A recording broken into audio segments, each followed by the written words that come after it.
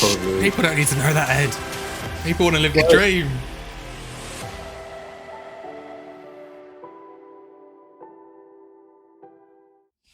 Welcome to the stream, everyone. Thank you for waiting. Me and Ed were just getting set up. And yeah, if you haven't already gathered, I'm here with Ed again, aka Silly Ghillie. Say hello, Edward. Hello. So, me and Ed were talking the other day. When did we see each other? Tuesday? Wednesday, Tuesday? Something like that? I think it was Tuesday, yeah. Yeah. And we were talking about just streams, and I said, oh, should we really do another stream? What should we do?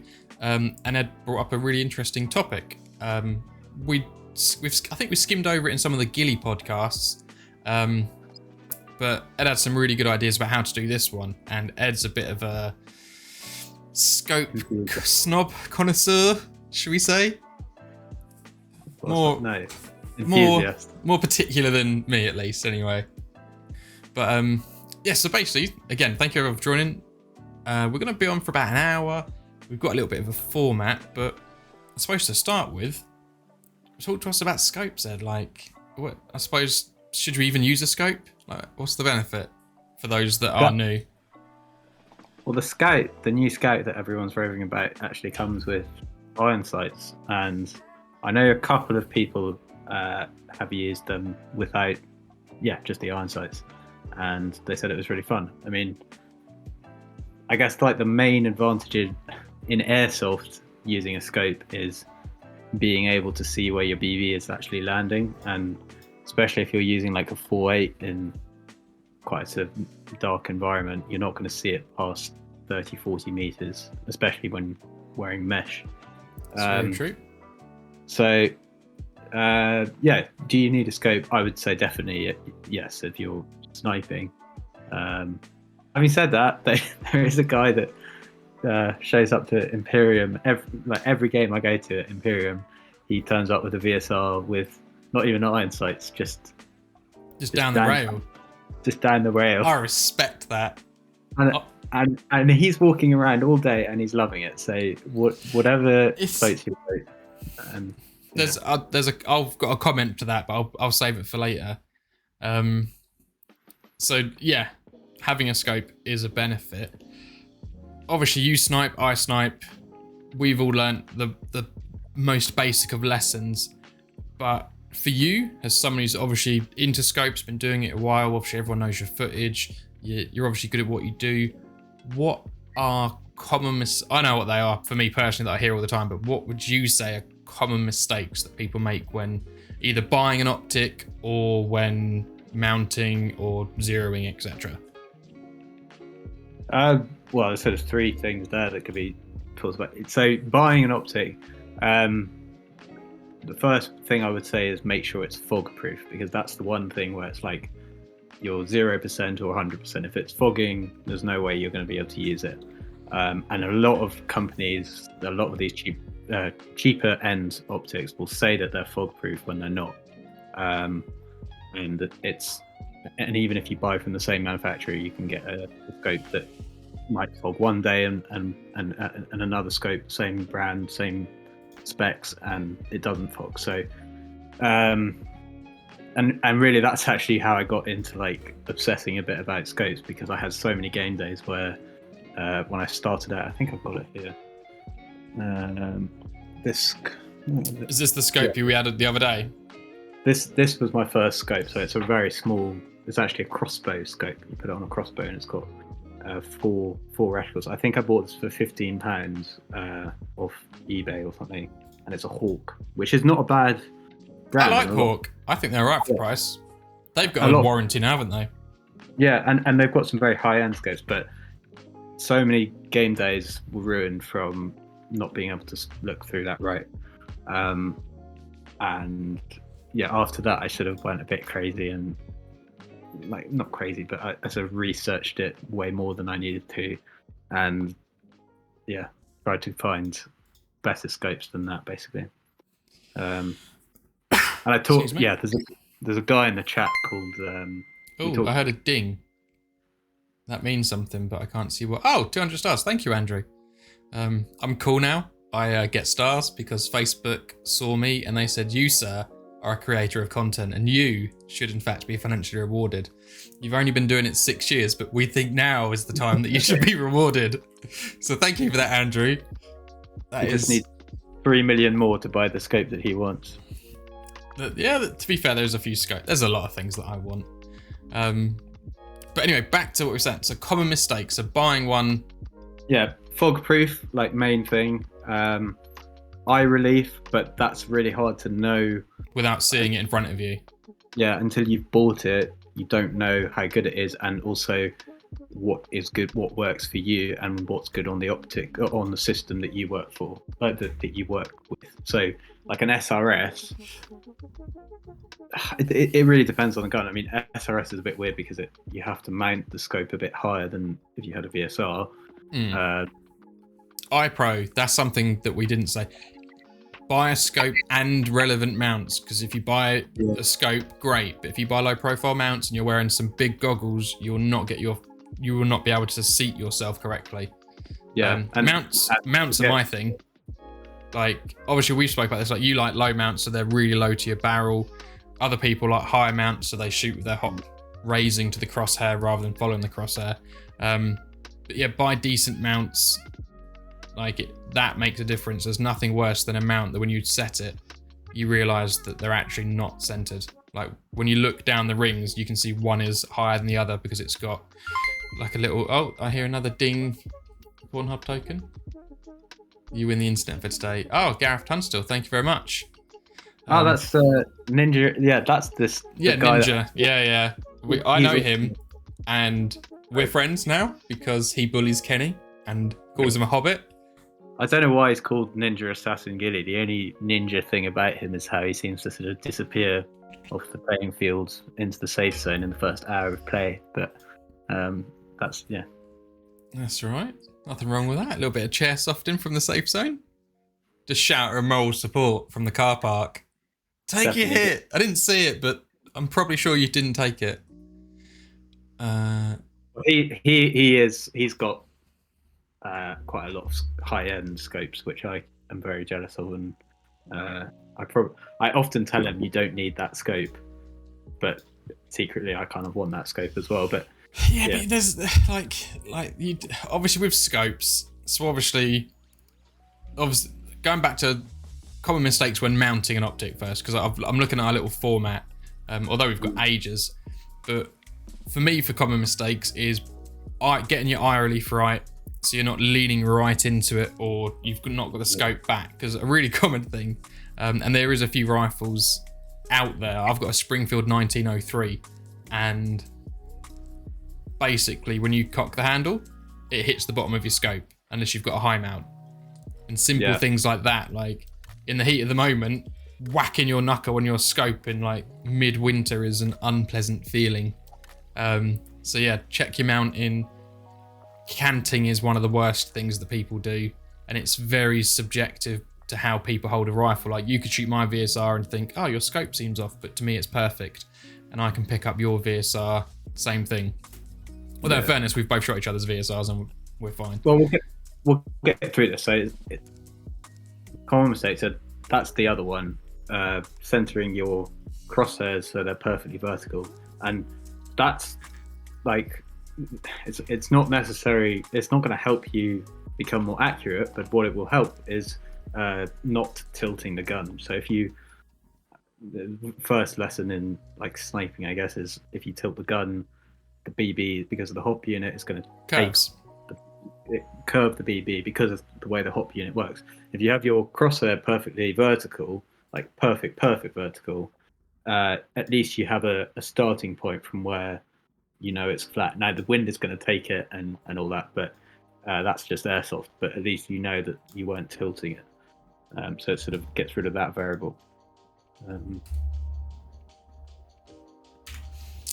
I would say the amount of times that I've got rifles sent to me that I've built, and they've sent me the rifle, and they've been like, oh, it's curving, and I've had it, and the first thing I always do, whenever someone gives me a gun and they say they've got a problem, I'm like, right, step one, take the scope off, because I can almost guarantee that is your problem. And just both eyes open, look down. Is the hop set? Is it veering? If it's not veering in the hop set, the rifle's fine. Like, and this is why when I build rifles, I don't send out a scope zeroed, because it's again very subjective. Like how you shoot your VSR. Obviously, I was shooting your VSR on Tuesday. Very nice. Is very different to how I have mine set, because you've got an engagement range, you've got your range that you want it zeroed for, and you know, based on where you play, where you record, that you've got a distance where most of your gold shots are. Yeah, so it changes from site to site. So places with lots of woodland, like Battle Lakes and Invicta, I will have like a flat hop. So that means that there's no flick, sort of flick at the end. It just goes straight and then down. And you could probably get away with a tiny flick, but it's too hard to judge whether it is flicking or not. Whereas I go to someone like Imperium, I have what you do, which is not big flick, but a sort of a gentle. Yeah, I think zeroing again is a very personal thing that I like. I know what so we use the VSR, you've shot my VSR. I know the flattest I can get it and zero it, and then I know I can flick X amount of meters beyond that. Yeah. So there's like a distance where it's flat to sort of here, and then looking at my camera, so it's flat to there, and then I can get the little flick, so I can carry it from anything from here to here I know I can hit. And then obviously past there, you're into lobbing territory. And that's where canting is the big problem. Like you, in fairness, did a very, very good video. I can't remember which one it is, but I remember you sent it to me where you were testing my Flamingo. And you were getting very long shots. And it wasn't just because of the bucking. It was because your scope is bang onto your rifle. And if there's no wind, you know that you can literally lob them in, because it's a lot of people will get to 70 meters and it veers. Yeah, there was wind, but what I'm doing now is actually tilting the gun into the wind slightly so that it flies straight. And even when you do that, you're still like, you're never going to get it perfect. And the thing about that video is, obviously, I'm cutting out all of my misses. I think there's 6 kills in that. Probably. People don't need to know that, Ed. People want to live the dream. Can I just read out this comment? It tickled me, and you'll appreciate this, Ed. Where's it gone? I just got sent some stars from Lucas. Thank you very much, Lucas. And it just says, airsofters are unable to do 2 things: walk past a puddle without shooting it, and zero their scopes correctly. And you know what? It's very true.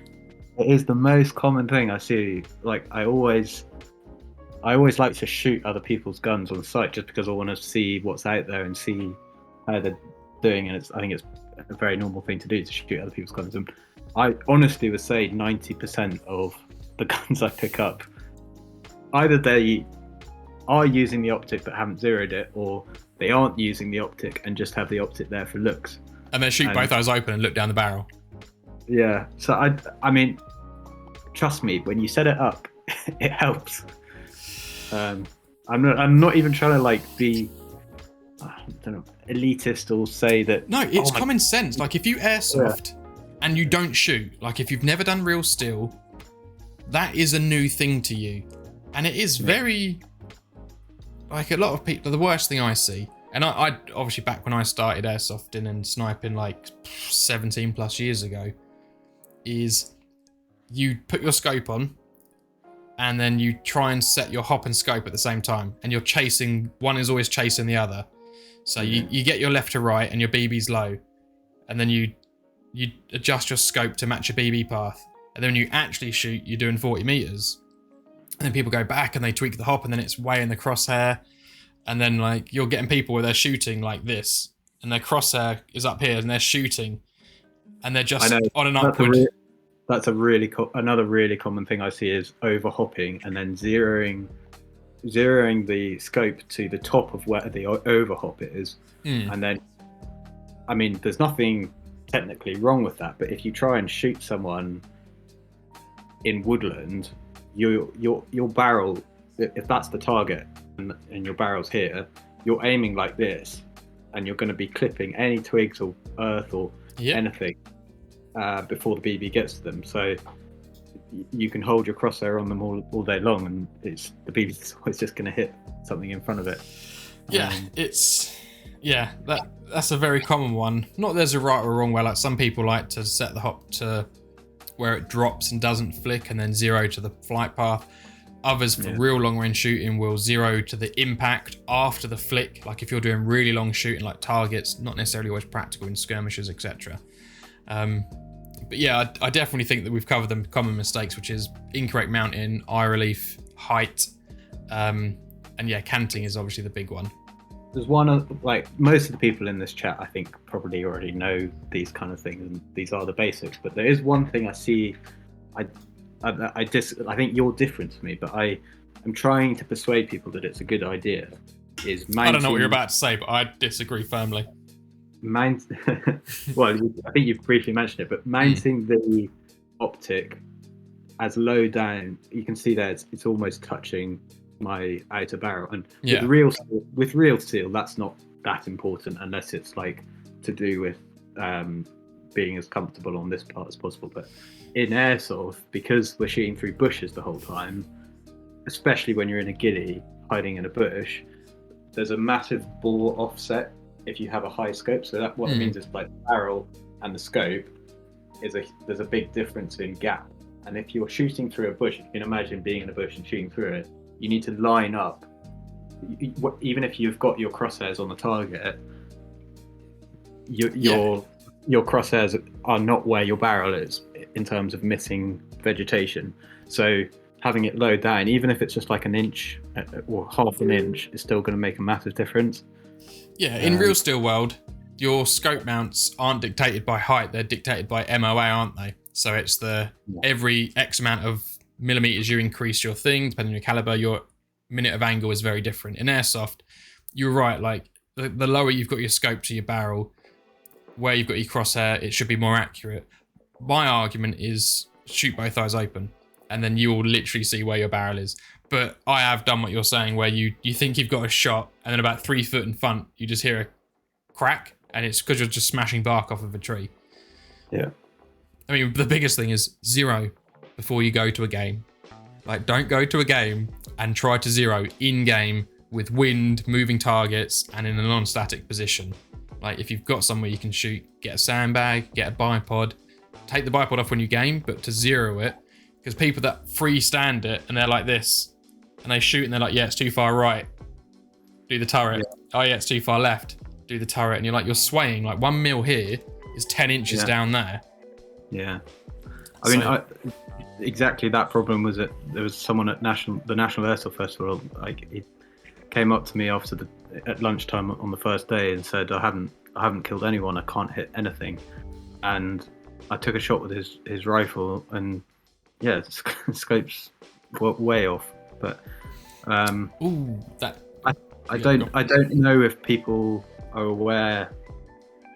I think they know that they can 0 the gun somehow, but they don't think it's that important, and they'll sort of aim off. And you can definitely do that with an AEG because you've got endless BBs. Yeah, well, obviously the way you should 0 isn't to the flight path of the BB. If you were to do it perfectly, you would set a target up at your range. So let's say with a decent rifle, shooting to our standards, 75, 80 meters, you would get your rounds on paper at 80 meters, and then you would 0 to the center of your grouping at 80. Because there's no point 0ing to one single BB, because at 80 meters, you're going to have a spread like that. After you set the hop. Yeah, set the hop. Don't even, if you haven't set your hop, don't even put a scope on. Both eyes down, shoot into the distance, and shoot where you're comfortable, whether that's straight with a dip or with a flick, but be parallel to the baffle, not above it, next to it, both eyes open. Into something dark as well, that obviously helps. Don't shoot into the sunset where you get a view but nothing. I think most people in the chat actually, like, listening to this now, maybe not on YouTube when you upload it, but most people in the chat, I think they know the basics like that. So if they aren't, then we'll find out, but I think they all know that. Yeah. What was next? How much do you need to spend? That was the other thing we were going to talk about. Well, my first one, as I said, was like really cheap, 15 quid. And then I got something a tiny bit more fancy. This is a Hawk optic, which after I think about 2 years of use, finally broke. I dropped it, and this, I don't know if you can see, but the whole, like, I had Turret the come scope, off, yeah. well, I had this the scope caps on, but it actually took the whole thread The from that assembly off. off, yeah. Yeah, so bad drop. And after that, I was like, well, I paid, I think it was about £90 for that. So I was like, well, if that happens again, I want a warranty. So that's when I went to Vortex, and I thought actually I'd try an LPVO, which is not like your traditional sniper scope. Where is it? This one here. So this is, you can't really see, but it has a very small objective lens, and basically it goes from 1 times zoom to 6. So this is the Strike Eagle. It's available on Empire's website, and yeah, that's what I used for quite a while. You can see it in the videos actually. Do you want me to flick to the video at this point? Yeah, because I think it's yeah. Oh, here we go. Look at this. Oh, like I prepared it earlier. Yeah, so this is not. This is actually this one. So you're look. This is a different kind of LPVO, and this is a one that I got for an AEG years before that actually. But yeah, this is another sort of Amazon cheap job. I don't even know what the brand is. It doesn't have a brand on it. And this was advertised as a 1 to 4, which is a common LPVO. But yeah, as you'll see in a bit, it's not does the 1x, the 1 times zoom isn't actually a 1 times, it's more like a sort of 1.2 or something. Yeah, so you see a lot of scopes now advertising 1.2 to 4, which is because they struggle to get to the 1x, which is quite hard to achieve, and that's why you pay. I mean, I don't know any of these scopes, but you can pay up to £3,000 for an LPVO just to have that.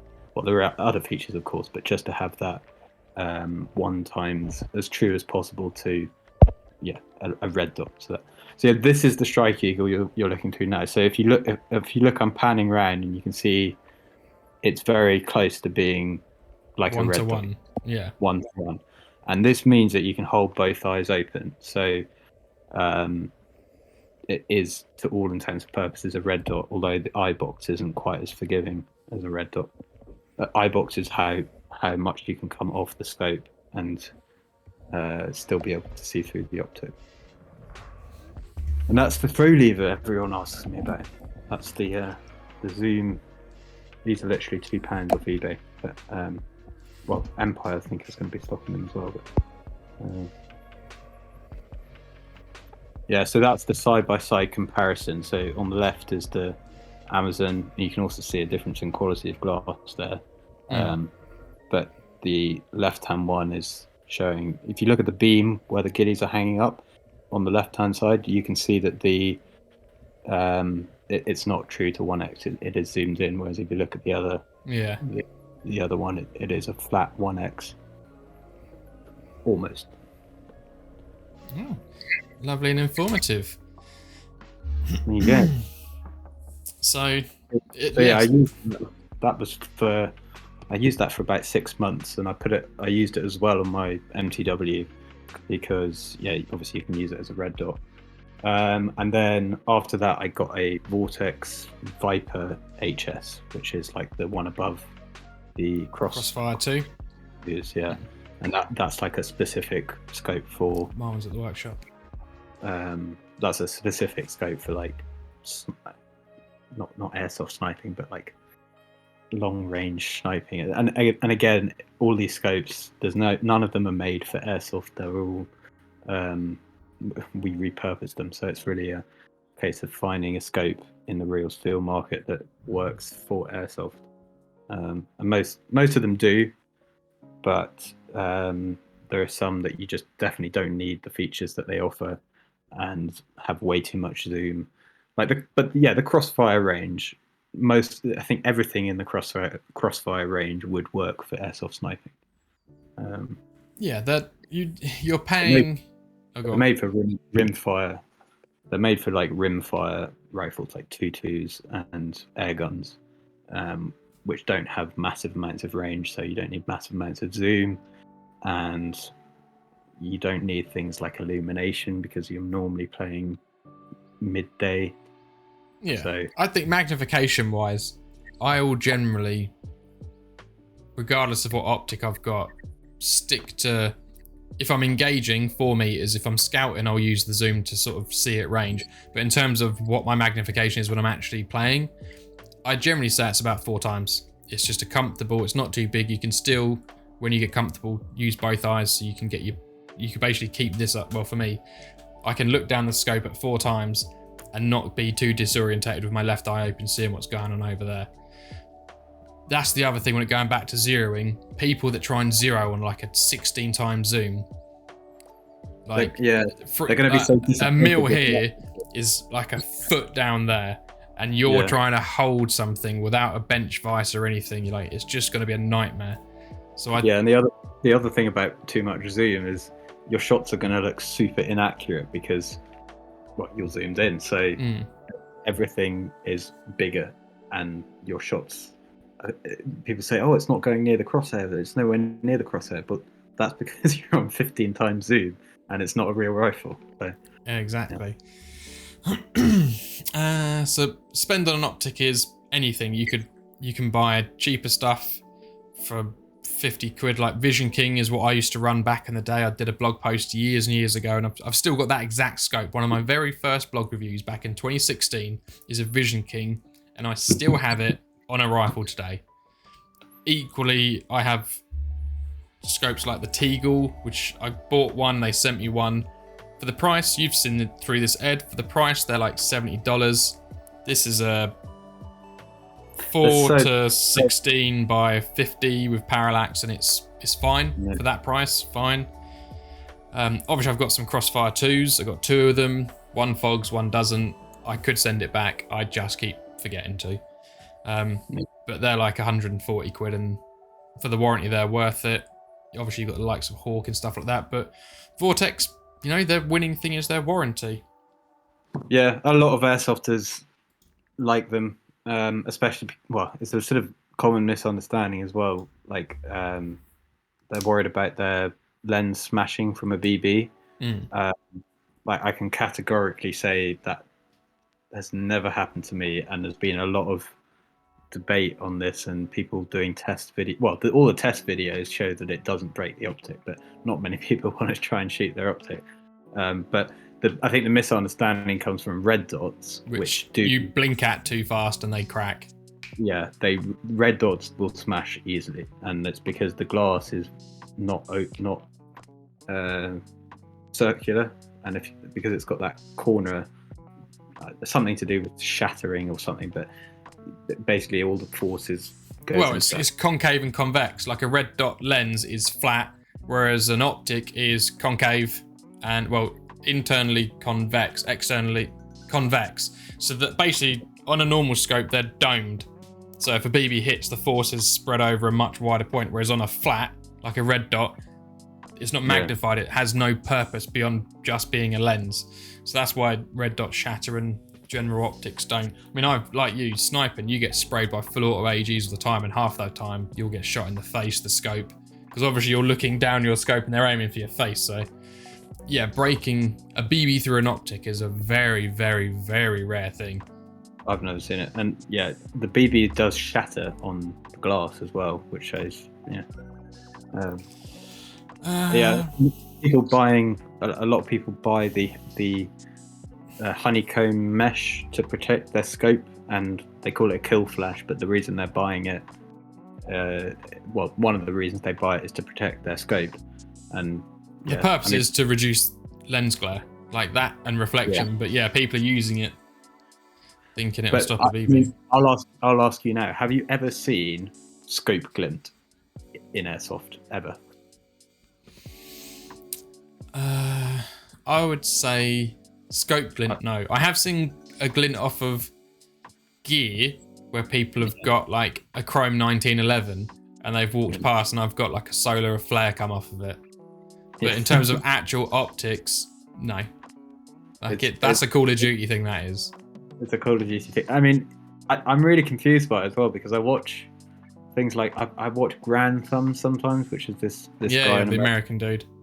And even he was like, yeah, you need to protect against scope glare. And it's definitely a thing. Like, they talk about it. I just have never seen it. So maybe it's a bit of a mystery. Maybe it only happens. I don't know. I just don't get it. But I mean, the thing you do need to camouflage, obviously, is if you've got a massive objective lens like this, like, that's huge in terms of camouflage. So Yeah. you can camouflage the rim. You just said the word rim. Yeah. Comments gonna kick off. Oh, silly Gizzie's talking about rimming. Yeah. Well, we had last time we were on, I think we talked about the word moist. Well, I already said whack earlier, and Negative Airsoft came in and said he was touching himself.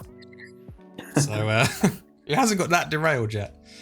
So next is, how can you research an optic? So before people buy, what would you suggest is a good way they can find out a bit more about?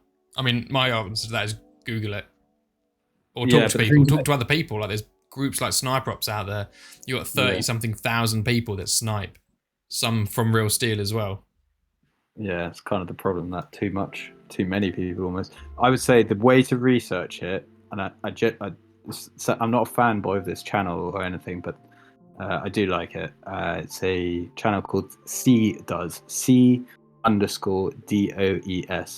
and he's pretty much the only channel that does. You know that video I showed earlier, looking through. He does it. Yeah, he does it with everything.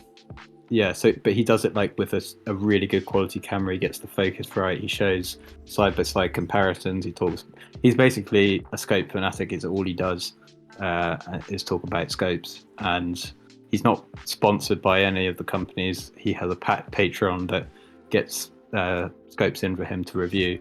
So yeah, it's a very, very honest and good way to actually see up close what. I mean, he won't probably have the exact optic you are thinking of, and it's all real steel, but yeah, he does cheap optics as well. I think he's done like 30 quid scopes. So yeah, not that that's cheap. It's a very respectable price. Don't want to sound elitist. No, the thing is, it's within your budget, and literally, me and Ed, we always, whenever I do a stream, I always get on like 20 minutes early, and we have like a chat about what we're gonna do on the stream and stuff. And we were literally talking about coming across elitist, and one of the things is, it's simple. It's, if you skirmish once every 3 months, buy a cheap scope, because if it breaks, for the amount of use you've had out of it, it's fine. And people that milsim, if you're gaming every weekend, buy a good optic. Like, spend some money, like, invest in it. And optics generally hold their value as well. Like, I've seen secondhand Vortexes go for like 15% less than if you bought it new, because the warranty carries over. So you're paying a bit less because someone might have used it, but because it's a Vortex, people look after them anyway. Yeah. So I don't think you need to spend a huge amount, but spend what you're willing to invest. If you game all the time, it's like people that buy a cheap red dot and then buy something like a Crossfire 2 red dot or a Spark from Vortex or Vector or any of those. I mean, I know the guy who runs Lakes, Val, I think he's got a legit EOTech. That's like an insane amount of money for a red dot, but it is night and day versus any other optic I've ever seen through. Yeah, definitely. I mean, there's the thing about scopes as well. There's so much to talk about, but if you buy an old optic, check what date it was manufactured. Some of the scopes, say you spent a scope in. Hello? Yep, your internet cut off for a second there. You went all laggy. Oh. No. Yes. Say you buy a scope in. Oh, is that me? Yeah, it's you. Your internet's gone a bit. Hello? Poop. Yeah, I can still hear you. Sorry. I think you've caught up now.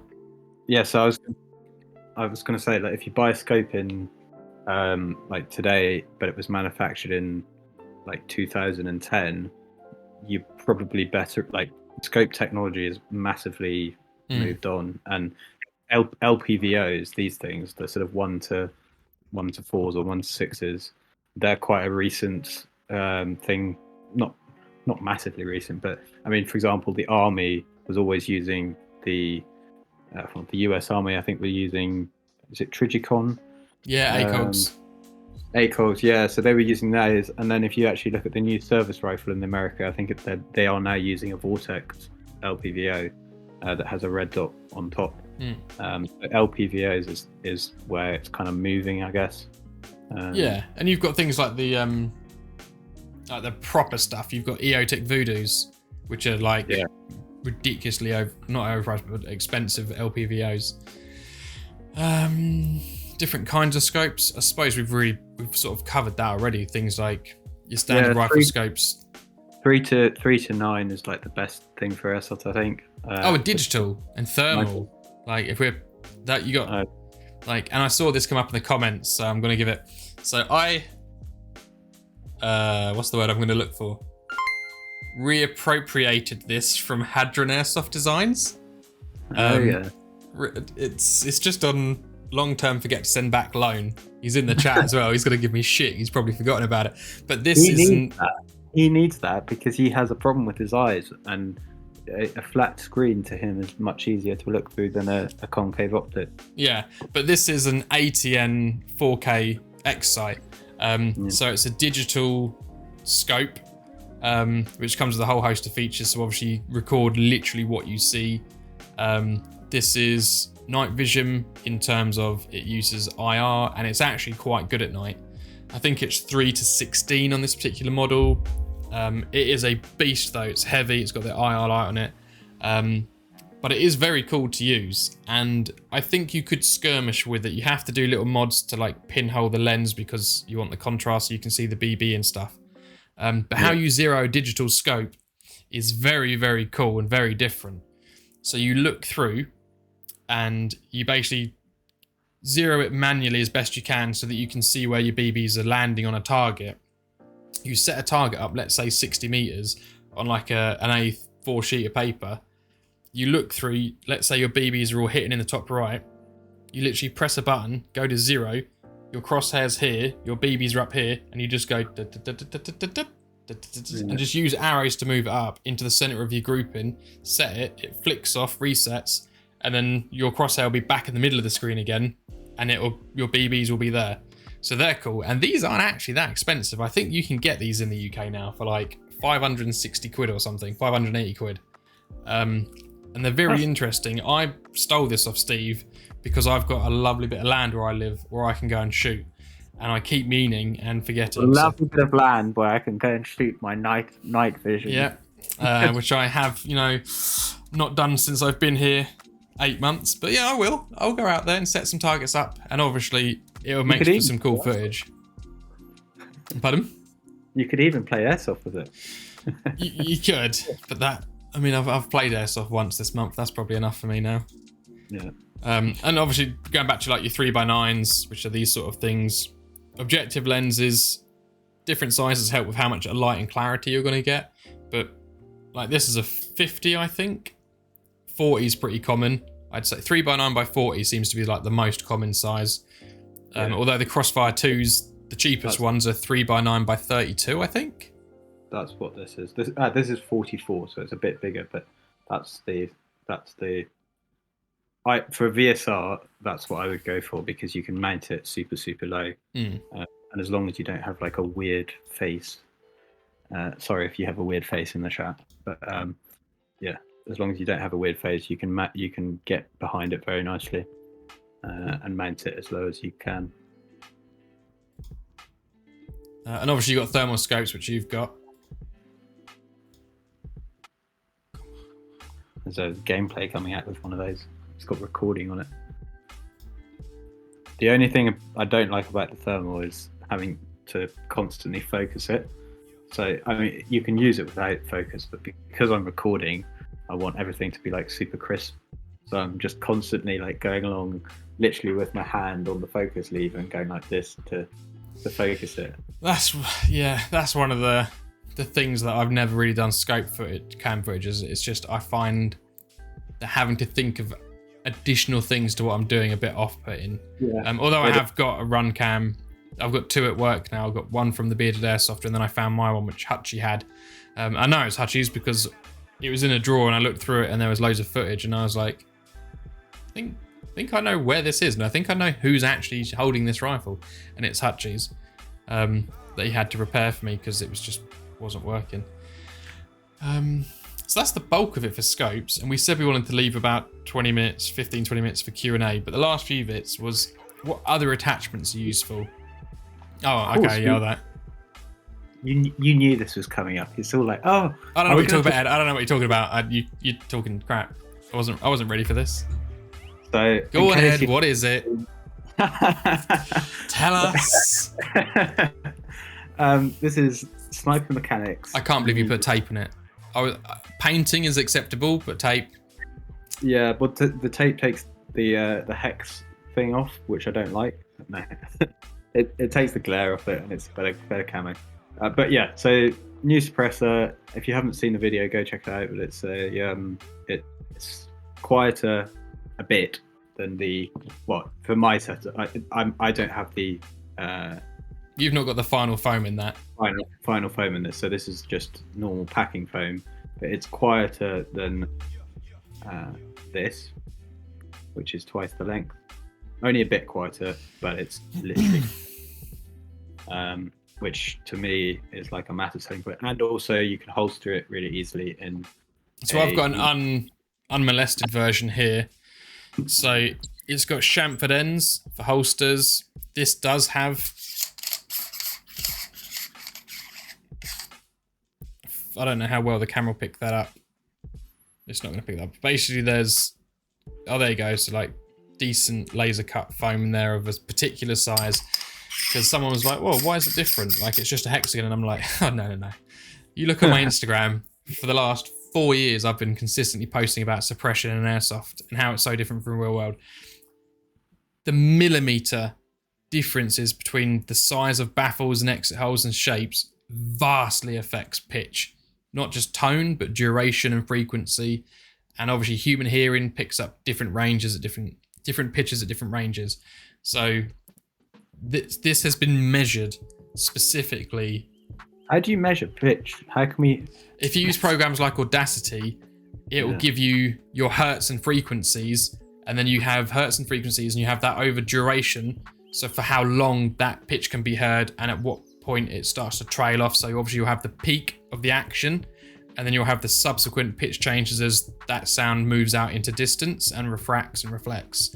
And then you have the duration of the overall thing, so the pop of the muzzle versus the actual sound of the BB going through that exit hole. So there's very distinct sounds, and the muzzle report of the mechanical thing following basically like the resonance. I think you've lost it. I think basically shapes change sound, length of shape changes sound.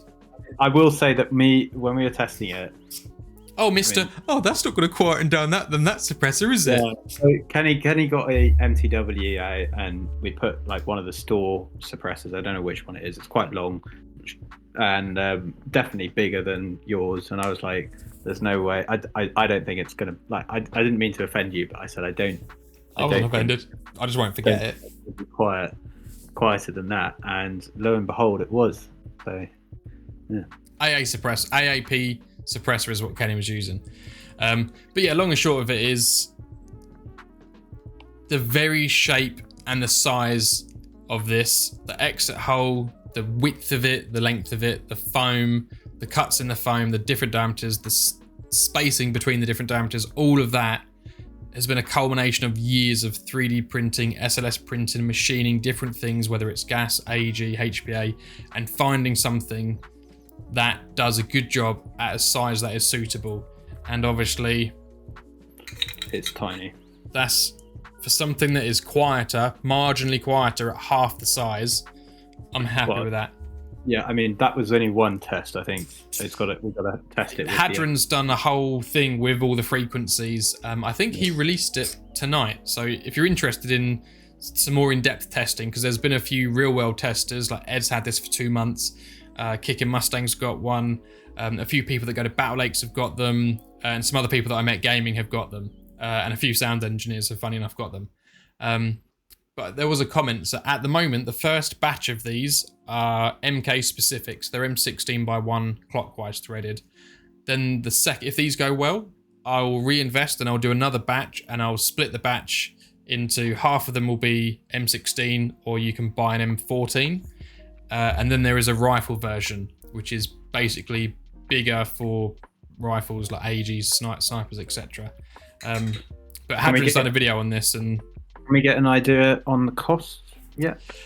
In the UK, it will be $34.99, and these are 6061 aircraft grade aluminium, and they are chunky. They're oddly enough though, they're only 10 grams more than the TM suppressor, but that's obviously the end cap, which is a solid piece of aluminium 6061, so not the cheap pot metal that you get.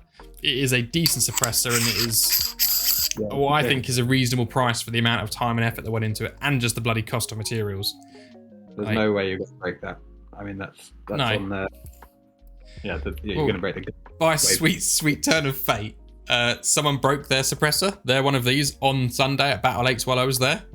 And I literally ran to my bag and I was like, do you want to test one of these? And they're like, yeah, okay. But they basically snapped the TM. Not that I like the TM, by the way. Like I've used them for years. But they snapped it here at the threaded portion. They went down and the barrel was fine. This bit was fine. But this is incredibly thin aluminium. Or not even, I think it's, I don't know what it is. It's not aluminium, it's something else. But it basically sheared off there. Is that the ASG one? No, that's the TM. Legit TM.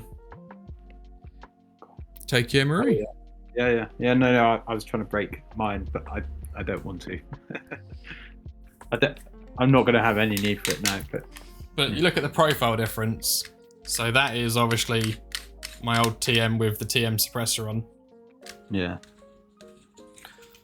Versus the old HEX.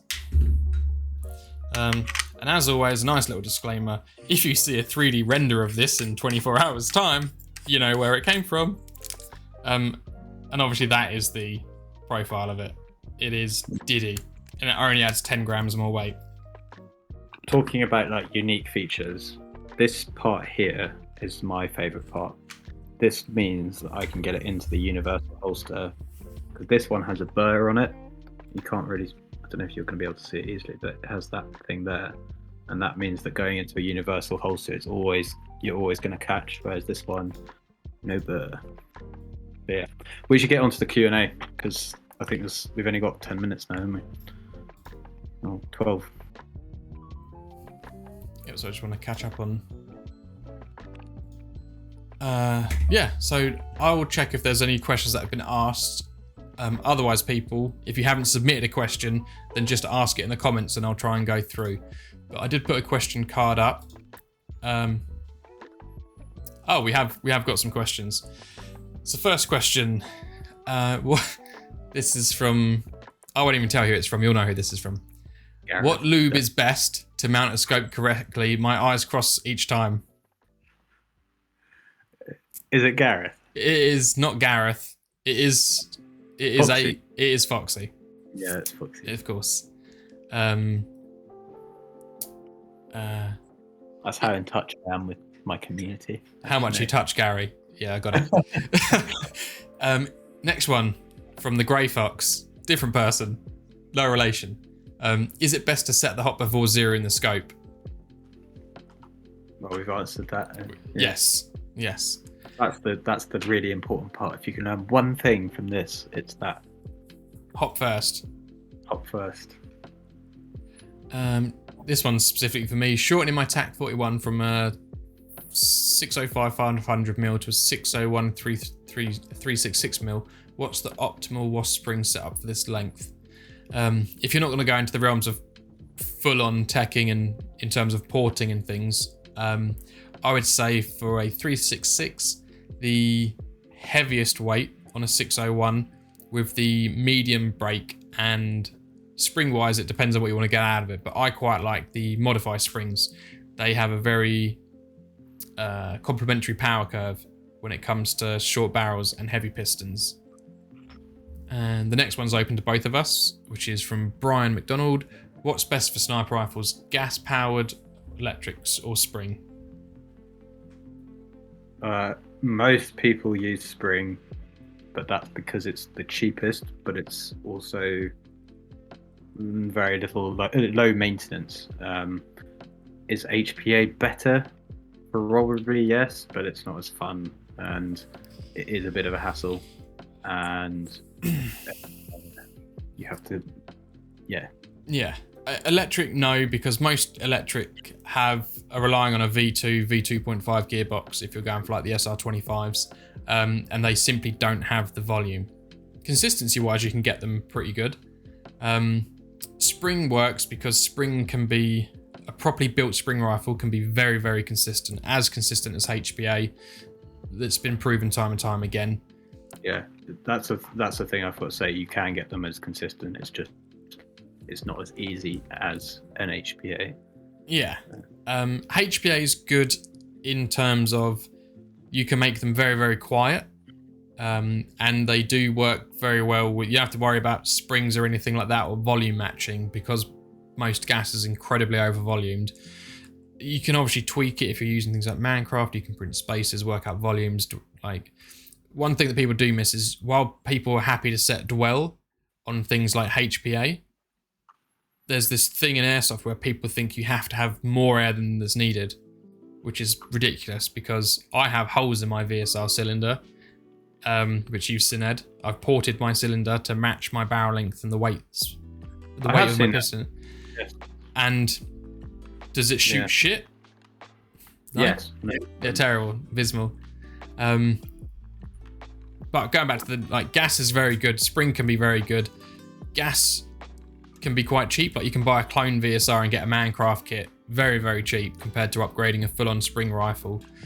But then you've got the cost of gas or CO2, whereas spring, you can have the same spring in your rifle for years with minimal loss. So I think a lot of it's preference. Like, I like gas. I used to have a few Tanakas, and I used HPA for my DMR, like a 416 that I was building, that I was using down lakes that you were shooting the other day.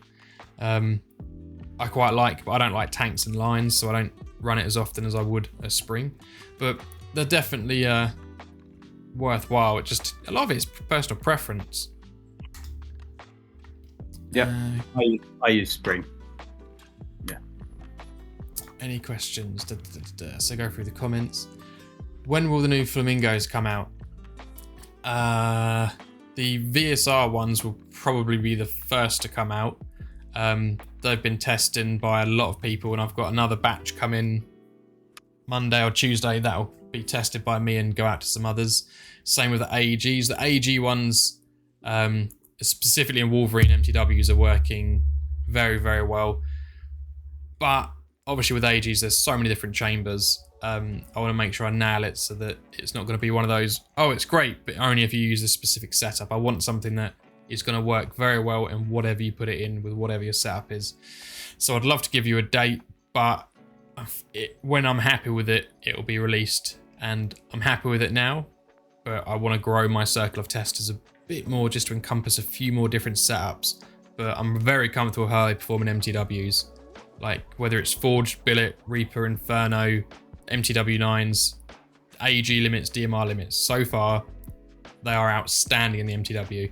And the VSR ones, look at any of Silly Ghillie's videos for the last 2 months, and I'm pretty sure you're running one of my Flamingos, the newer VSR ones. Yes. I mean, I have to be honest, like, I've had problems with the old Flamingos because of air seal with my particular setup. And I used to recommend the modified extra. Well, I used to use the Flamingos when they had an air seal and they were great, but the setup in my VSR now, it didn't seem to like the old Flamingos. So, but this new Flamingo, which I have been using now for, I think, longer than 3 months. It might be, yeah, you've had it a while. There's no issues with that at all. And yeah, as you can see, like, well, if you trust an edited video, it shoots really well.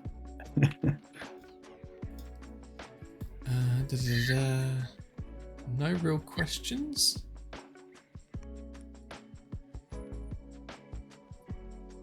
Can I get a recommendation? Peter Everett's asking, could I get a recommendation for a scope for a modified Scout that doesn't interfere with the bolt pull and eye relief?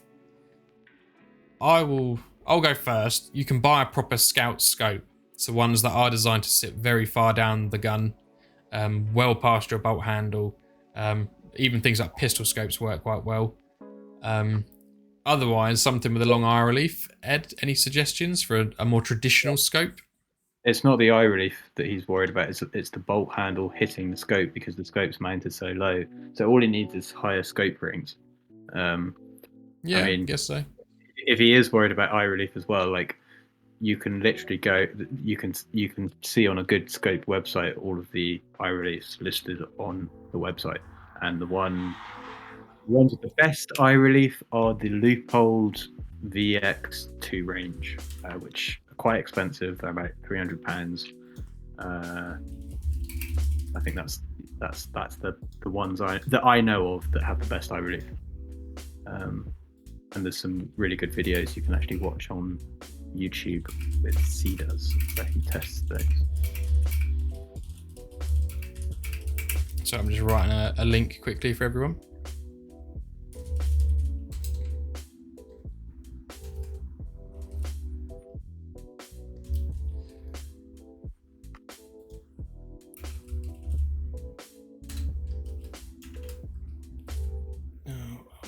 Oh, I'm pressing all the wrong buttons now. Pressing all of the wrong buttons. Are you trying to link CDAS? No, I was putting in the Hadron video about the suppressor. Although saying that, while I'm on Google, I will also grab this guy. So how do I spell it? underscore does. C does. Right, here we go. There we go. You know what? I'm going to give him a sub. I have watched his stuff and I thought I had subbed. There you go. So both links are in there. What's the normal Joule FPS for the UK? The site the site limit, because that's just the most. I won't go into the details of the other actual limits. But AEG is 1.1 usually. DMRs is 1.7 usually. No, bolt actions. No, it depends on the site. I looked at this. Yeah, but you were thinking 450 was 1.7. 450 on 2 is and Joules, it's about most sites will do 400 to 420 to 450. So let's say 1.7 joules for DMRs, 2.3 for bolt actions. But that varies by site because that is a site enforced limit, which is usually related to insurance, whereas the legal limit is a little bit higher for all three. But let's just say 1 joule, 1.75 and 2.3 average. And go on, Ed. Get it off your chest. And don't use an air gun. And don't use air guns. Use your words like big men. Yeah. I'm surprised I haven't got dragged into that.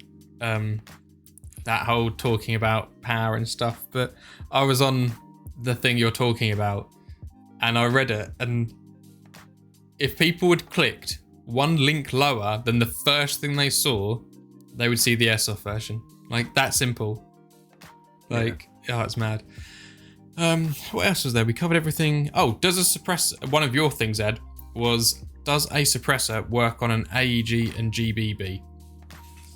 It helps the rapport, which is the sound down range. So, yes, it will help you be a bit more sneaky. Not as much as a non-blowback or a sniper with a air brake. Yeah, basically on an AEG they're not too bad because a decent AEG, maybe if you got one built by Negative Airsoft, I'll give the cunt a plug. If you get a decent AEG built and the gearbox isn't particularly loud and what you're hearing is just a muzzle report, then yeah, a good suppressor is going to help. With GBBs, most of the sound is the physical mechanical sound of the action, so that's what you're hearing. The muzzle report is a separate thing. In snipers and stuff, you have the muzzle report is most of your sound, unless it's an SSG-10, because ball triggers are very loud. But most, like the SRS has a very, very quiet action. The VSR, when built properly, has a very quiet action. So what you do here is the muzzle, so suppressors help. But with AEGs and GBBs, even things like the AAP, which is a great little pistol, a suppressor will help with your muzzle report, but the majority of your sound is actually the action and the cycling. I think we've covered all of your stuff, Ed, and we're bang on an hour. So unless there's any more questions or any last things you want to add, Ed? No, I'm just reading some of the comments, but they're not all loading. So, yeah. There wasn't many questions. A lot of it is just comments. There was a derailment about Flamingos. Nico Sterling scopes and Amazons have great AO. Tanaka's are great. Spring is king. And then Giovanni says that Spring is the queen and she runs the house. I like that. And Joan Phil Woolbock just said, I love you both. Thank you, Joan Phil Woolwork, sorry. Is there anything else? Anything else coming out? Anything else we've spoken about, Ed? Where are you next gaming? Where am I next playing, did you say? Yeah. Oh, I don't reveal what I'm playing. Sorry, I... Really? You don't... Like, you're not that fucking famous, mate. Really? No, it's not that. It's because there's... Are you worried about the bigger boys? No, it's not that. I'll tell you after the stream. It doesn't matter. Oh. Okay. I used to tell people, but now I don't. Why don't you just say you're going somewhere, then go to a different site, and then watch drama unfold as shit happens at a site that you didn't in fact attend? I might go to sites and introduce myself as Silly Ghillie because we're about the same height. And from the back, when I have hair, I don't now, but when I have hair on the back of the head, it is dark. So I might just go around saying I'm Ed. Yeah, and I love LPVOs. You'd have to actually hit some people with the sniper as well. So what's that? Who do I hit quite successfully when I game? You, Ed. You. I'll tell you what though, I do want to get Kenny to play on the opposite team again. Because I like hunting. Me and Kenny play very similar. We're both aggressive players. And at the moment, he hasn't got me in a long, long time. So I think old Kenny from Empire needs to come. It's possible. We've been asked if we'd go to a Canadian game. If you pay for the flights. Yeah, Canada's expensive. We're in the UK, just in case you didn't know. If our accents didn't give it away. I'd like to play in Canada. I'd like to be fair. The only other country I've actually played is France, which is still the best place I've ever played, without a doubt. TICS offset deal. Well, wouldn't that be funny, Ed? Although, wouldn't it be really upsetting if it was just me or just you? Well, it would be really upsetting if it was both of us, because then I'd have to spend a weekend with you. But no. Let's not lie, Ed. I know your feelings towards me. You can hide them, but I think a weekend with me would probably set you up for life. Yeah.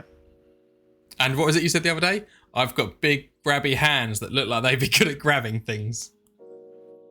Yes, I did say that. I need to stop making comments like that. I'm less. Yeah.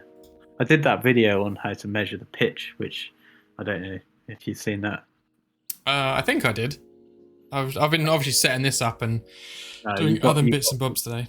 You got 15 seconds into the video and then closed it. I know what you're like. Yeah, I probably did. Yeah. Anyway. Oh, it's that Phil. Joe and Phil Woolwork. Oh, that makes more sense. I thought you were a different Phil. And then when you started talking to me about Dunkin' Donuts, I was like, how does this Phil know that I drank Dunkin' Donuts coffee the other day? It's because it is the Phil that bought me the Dunkin' Donuts coffee. I'm not gonna lie to you, Phil. It smelled amazing and it tasted quite horrible. But it did smell great. I don't know. It was very weird. Oh, they're saying that Kenny probably hasn't cleaned that coffee machine for months, so I think any coffee through it might have been a little bit dubious. And the final comment was, has nobody said moist yet? Giovanni. I can't believe he still remembers that. Right, yeah, well, first live I did with you. Yeah, it would have been. We've done a couple now. I think we've done 2, and I think we did one with James as well. So what, we've done 3 now? 3. Yeah, I do like doing the lives. They are, yeah, they're interesting. Like, obviously, it goes on YouTube and no one watches it. But obviously, it's more about it being live and people can interact and talk to us. Obviously, when we're not at the field and stuff like that. But yeah, I think I've covered everything. I'll do one final check of the questions. Oh, here you go. So, Gareth Tunstall, this is for you, Ed. There's 2 questions, so we'll do these. This is the last question. We did the other one. Ed, what is your engagement range? From depends on the Hutchie. site. Depends on the site. Some have an engagement range of 25 meters. Some have it at 30. To be safe, I usually try and hit people At 12. like 5 meters beyond.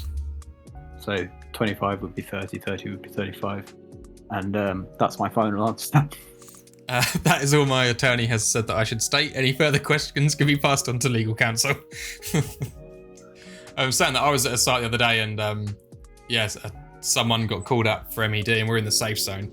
And I was like, well, it's certainly not me and my group of guys, because we've been on comms. We've all been pretty close to each other, so we've been moving pretty far away from people.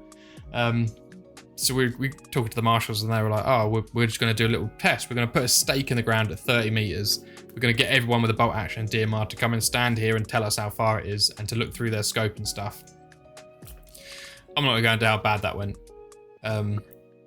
It's not as easy as you think, but the thing that really annoys me is marshals. I'm not having to dig at any marshals here, but often marshals don't know what 30 meters is either, and they've called me out, and then they go and pace it themselves, and like, no, you're all right. So I don't know. It's very. It's a bit of a.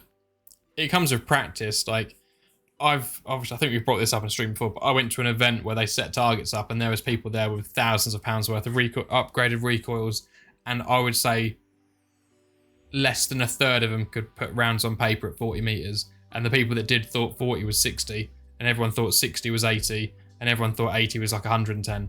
It was abysmal how bad and over exaggerated people think they're shooting, or their hops are set. An airsoft meter is a real meter, but just with less centimeters. Yeah, it's just it's like a meter, but you have to do 7 steps to count that meter.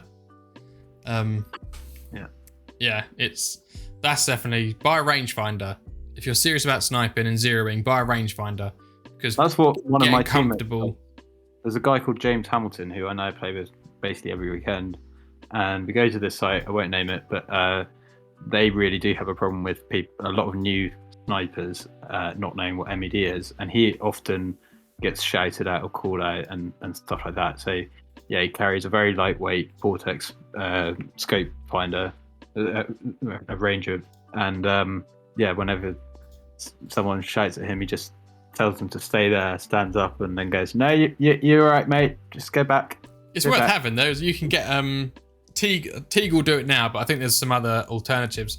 But you can buy, I think I sent it to you.